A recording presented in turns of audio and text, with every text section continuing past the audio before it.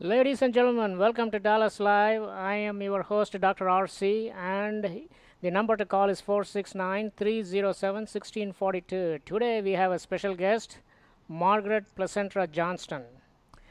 She is a doctor of optometry, but we are not going to be talking about that, but instead we are going to talk about her book, which is Faith Beyond Belief, stories of good people who left their church behind. It is a 2013 gold winner of the Nautilus Book Award in the categories religion and spirituality. Margaret, welcome to our program. Thank you, Ravi. Thank you for having me on. All right, excellent. Now, before we get right to it, I want to ask you a few questions our audience would like to know. The usual questions we ask in all our programs: where you were born, what did you do at the early part of your life, what are you doing now, and what's in the future for you? Well, that could take up this whole the whole show, but I'll try to. I was born in Philadelphia. I grew up most of my childhood in South Jersey on the Jersey Shore near Atlantic City. I started my professional life after college as a French teacher. Um, and then in my 20s, I decided to go into optometry. So I did that. I went back to school at the age of 27, became an optometrist, Okay. and practice that very happily to this day. But somewhere uh, along the line, I got interested in this topic of spiritual development. And at a point at which I had sold my professional practice and basically cut back my professional optometry a little bit, because I just work part time now seeing patients, I decided to write this book. So that's the result of that. As far as where I'm going in the future, I have a couple of more books in mind on a similar vein, but very different format. And I like to continue practicing optometry as long as I can. I just love seeing patients. Excellent. Very good. So, the first thing that comes to my mind is why did you start working on spirituality? When did you you thought that, well, I got to do something about my life other than optometry? When did this happen? Well, it happened in a different sort of way, more of a theoretical, maybe intellectual way. I came across a book by M. Scott Peck. This would be in the early 90s. I just happened to run across this book. And it introduced me to the thought of these spiritual stages, which when I first heard of them, I was rather resentful because I like the first three stages where he has people moving beyond literal religion, because that's what I had done. But when I heard about his Peck's fourth stage is people re-engaging religion in a mystical or non-literal or metaphorical way, I was very resentful to hear about that because it seemed to imply to me that I had a long climb ahead of me. Well, So, go ahead. yeah, well, for our audience, the four stages that you are describing, I read through your book. It says the lawless, religious, rational, and post-critical faith, correct? Yes, uh-huh. All right, tell us what are those, from my point of view, when I read through your book, I Mm-hmm. said, you know, as a modern Homo sapiens, the human beings, we should be at the post-critical faith stage. But the lawlessness belongs to Neanderthals. The Yes. religious religion belongs to the prehistoric man. This is my idea, by the way, after reading your book.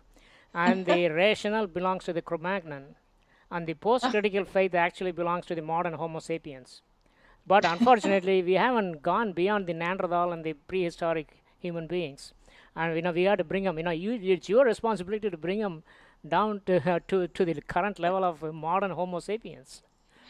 Thank you. I'm doing what I can. However, not only do societies go through these changes, but apparently each individual has to go through them themselves from childhood or infancy on. And an awful lot of people in our society get stuck at one of the first two adult stages, or the third one even.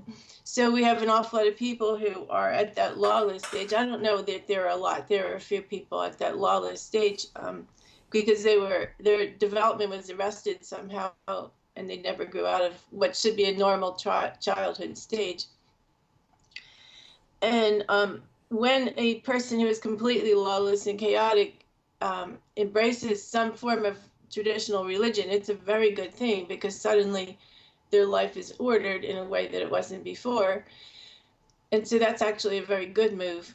And so an awful lot of people in our society, my take is that our society encourages people to stay at that second stage, that faithful stage. Most of our messages in the dominant societal messages in our media are encouraging people to not grow beyond that faithful stage, which is a useful stage, but it is not maturity. Just saying my religion is right and all the others are wrong, and I do whatever they say in the Bible, that is not a mature spiritual position. Well, It's, coming back to that, every religion says that theirs is the only way to salvation. So are the Muslims, the Christians, and everybody else. mhm. When you go ahead and propose this, saying that, well, I am, religious beliefs are okay as long as you keep some kind of a control or some preventing lawlessness Mhm. and make sure that people are going to behave. Now, you see, human beings inherently are lawless. No, I don't think they are. I couldn't have written the book I did unless I believed that humanity is inherently good. But again, as we develop, there is a stage at which I believe every child is lawless. I don't Correct. remember whether they let me put my story in the book. I think I put part of it. I had a story from when I was a child, and I was playing with some friends, and they had something in their toys that I so desperately wanted that I stole the toys. And I mean, I did it in a completely lawless way. I wasn't thinking about, am I harming my friends? Or, all I could think of, will I get in trouble? Will they realize I took it? That's a lawless mentality. It's just I wanted it. I didn't see any other way to get it, so I stole them. But I was a child, and that's the normal childhood stage. But if you wind up as an adult with that mentality, you're going to create a lot of chaos in our society, and we Absolutely. have just enough of them, you know, that So, it's I remember watching a movie many years ago. There was a bunch of kids, very young boys. They were left mhm, in an island, and there were no parental supervision at all. mhm. Within a few days, they all become savages. Because absolutely there was no, I mean, they were just killing and doing all kinds of things, and these were little kids. And actually, if there is no parental, so similarly, maybe the religious leaders are saying that if I let you guys loose on this earth, you guys are going to, and exactly what they are doing. Unfortunately, what they are doing is with the permission from the religious leaders. For example, in my opinion, the fundamental rights, Christian rights, and the Mhm. Taliban deserve each other. They are They're good sibling, yeah. bedfellows, because they're one extreme, and the other extreme they're fighting with each other all the time. Um, I believe they're at a similar level of spiritual development. So they're both in this fear, their fear that they can't let people out of the pack because their fear that they will become lawless. What they don't realize is that a large part of society has passed that stage behind. all right, now the thing that our audience would like to know, the four stages that you talked about. We talked about the lawlessness, and then the Hmm. religious portion of it, where there is a control, and it's probably at the early part of our human history. It is probably not a bad thing to have, but the Hmm. third one, the rational and post-critical faith. Can you Hmm. tell our audience what are those two stages are? Right. So the rational is fairly easy to understand. The first four stories in my book are true stories about real people who ran into some type of cognitive dissonance with the teachings of their religion. And they each came from different religions. One was, I think two were Catholic, one a Mormon, and one a Muslim. But they each ran into a similar difficulty intellectually with what their church was teaching. And so over time, they each reasoned themselves out of being a regular believer in their religion. So they became what we call rational. They don't believe in religion, or they're not religious to any particular religion, but they're also not lawless. These are people who are, very successful in life. They're people who are well disciplined. They're people who really care about beliefs, and they've just reasoned themselves out of it. So that's kind of the rational stage. And when you bring in these societal movements, I feel that that stage correlates well with like the Enlightenment, where we trust reason, we trust science, we trust human powers. over anything that would be irrational. So that's the rational stage. I believe a large part of our society sits there now. But this post-critical, or what I call mystic level, is very hard to explain, and I'm not sure. I'm quite sure I do not understand it well myself. I did as best I could to translate what I understand of it.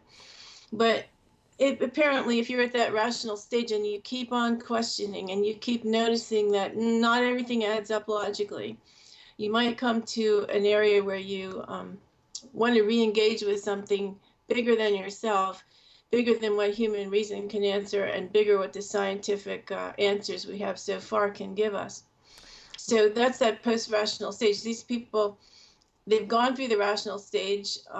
They've already left behind the literal fear-based belief systems of their religion, but they may re-engage with their religion, or they might just do general spirituality, or they might just be open to the mystery of the world. But there's something, they recognize the connections among us and among, between people and nature, and people and animals, and people in the spirit world. That's interesting because I'm a fan of the astrophysicist Neil deGrasse Tyson, and also the other physicist over there in England, Stephen Hawking.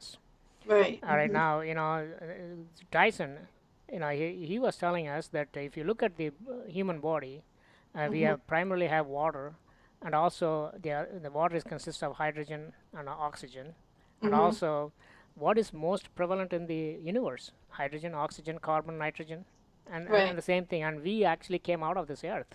Part of this, and we belong to this earth. And conversely, some other person from my audience previously said, since we all came out of the earth, everything on the earth belongs to everybody else. In other words, the oil in Saudi Arabia belongs to the citizen of North Dakota, and vice versa.